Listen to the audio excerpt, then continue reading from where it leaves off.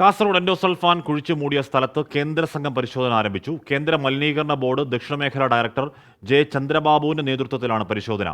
അരുൺ പൂപ്പറമ്പ് വിവരങ്ങൾ. അരുൺ, ആ പരിശോധന എങ്ങനെയാണ്? ആ മേഖലയിൽ ഏതു രീതിയിലുള്ള പരിശോധനയാണ് കേന്ദ്ര സംഘം നടത്തുക? കാശ്മീർ ദേശീയ ഹരിത ട്രിബ്യൂണലിന്റെ നോട്ടീസ് ലഭിച്ചതിനെ തുടർന്നാണ് കേന്ദ്ര മലിനീകരണ ബോർഡ്, അതോടൊപ്പം തന്നെ സംസ്ഥാന കേരള കർണാടക മലിനീകരണ ബോർഡ് പ്രതിനിധികൾ ഉൾപ്പെടെ ഇപ്പോൾ ഈ കാസർഗോഡ് മിഞ്ചിപ്പതവ് എന്ന് പറയുന്ന സ്ഥലത്ത് പരിശോധന നടത്തി വരുന്നത്.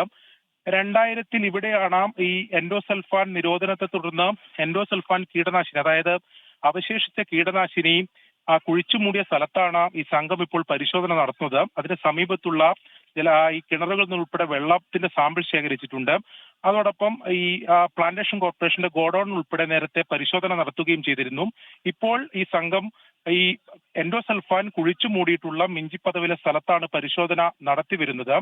ഈ ജനുവരി 2-നകം ഇവിടെ പഠനം നടത്തി റിപ്പോർട്ട് സമർപ്പിക്കാനാണ് ദേശീയ ഹരിത ട്രിബ്യൂണൽ നിർദ്ദേശം നൽകിയിട്ടുള്ളത്. ഉടുപ്പിയിലെ സാമൂഹിക പ്രവർത്തകൻ, മനുഷ്യാവകാശ പ്രവർത്തകനായിട്ടുള്ള ഡോക്ടർ രവീന്ദ്രനാഥ് ഷാൻഭോഗ് നൽകിയിട്ടുള്ള പരാതിയിലാണ് ഇത്തരത്തിലൊരു പരിശോധനക്കായി ഈ ഹരിത ട്രിബ്യൂണൽ നിർദ്ദേശം നൽകിയത്. ആ പരാതിയിൽ പറയുന്നത് ഈ കുഴിച്ചുമൂടിയ സ്ഥലത്ത് പൂർണ്ണമായും എൻഡോസൾഫാൻ നശിപ്പിക്കപ്പെട്ടിട്ടില്ല. അതായത് ഇത് കാലക്രമേണ ഭൂഗർഭ ജലത്തിൽ ഉൾപ്പെടെ എൻഡോസൾഫാന്റെ സാന്നിധ്യം ഉണ്ടാകും, പിന്നീടും അത് ഇവിടുത്തെ ജനങ്ങളെ ബാധിക്കും. ഇപ്പോൾ തന്നെ ഇതിന്റെ സമീപ പ്രദേശങ്ങൾ ഉൾപ്പെടെ ഈ ജനങ്ങളെ ഇത് ബാധിച്ചിട്ടുണ്ട്. എൻഡോസൾഫാൻ ദുരിതബാധിതരായുള്ളവർ ഈ സമീപ പ്രദേശങ്ങളിൽ ഉൾപ്പെടെ ഉണ്ട്.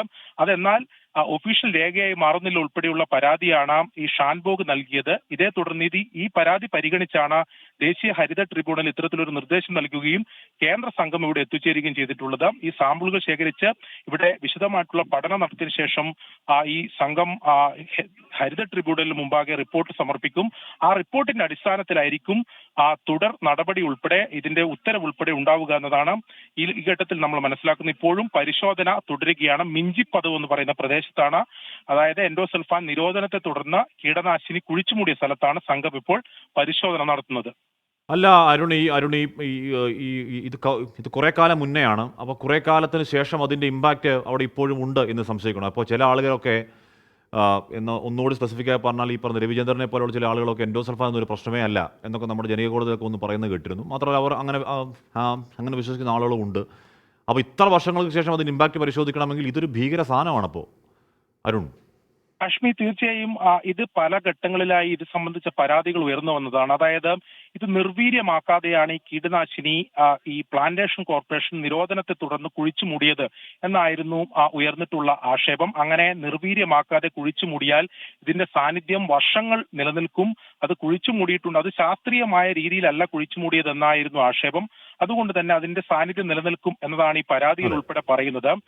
ഉടുപ്പിയിലെ മനുഷ്യാവകാശ പ്രവർത്തകനായിട്ടുള്ള ഈ രവീന്ദ്രനാഥ് ഷാൻഭോഗ് നൽകിയിട്ടുള്ള പരാതിയിൽ അദ്ദേഹം നടത്തിയിട്ടുള്ള ചില ശാസ്ത്രീയമായ പഠനത്തിന്റെ തെളിവുകൾ കൂടി അദ്ദേഹം സമർപ്പിച്ചിട്ടുണ്ട്. അതായത് ഈ മേഖലയിൽ വർഷങ്ങളായി പ്രവർത്തിക്കുന്ന ഒരു മനുഷ്യാവകാശ പ്രവർത്തകനാണ് അദ്ദേഹം. ഈ സ്ഥലങ്ങളിൽ ഉൾപ്പെടെ എത്തി ചില തെളിവുകൾ ഉൾപ്പെടെ ഇത് ഇപ്പോഴും ഇതിന്റെ ആഫ്റ്റർ എഫക്ട് ഇവിടെ ഉണ്ട് എന്ന് പറയുന്നത്. മരങ്ങൾ ഉണ്ടാവാതിരിക്കുക, അല്ലെങ്കിൽ അവിടെ ആ മേഖലയിൽ പ്രശ്നങ്ങൾ ഉണ്ടാവും തുടങ്ങി എത്ര വർഷങ്ങൾക്ക് ശേഷം അതിന് ഇമ്പാക്റ്റ് അവിടെ ഉണ്ട് എന്ന് പറയുമ്പോൾ അത് പച്ചയ്ക്ക് ഒരു പാവ മനുഷ്യർക്ക് മുകളിലേക്ക് തളിച്ച ആ സംഭവത്തിന് കാരണം എൻഡോസൾഫാൻ അല്ല എന്നൊന്നും ആരും പറയല്ലേ. കാര്യം വർഷങ്ങൾക്കിപ്പുറവും എൻഡോസൾഫാൻ പ്രശ്നമുണ്ടാക്കുന്നു എന്നുള്ളതാണ് കണ്ടെത്തൽ. അതിനെ തുടർന്ന് ഇപ്പോൾ കേന്ദ്ര സംഘം പരിശോധന നടത്തുകയുമാണ്.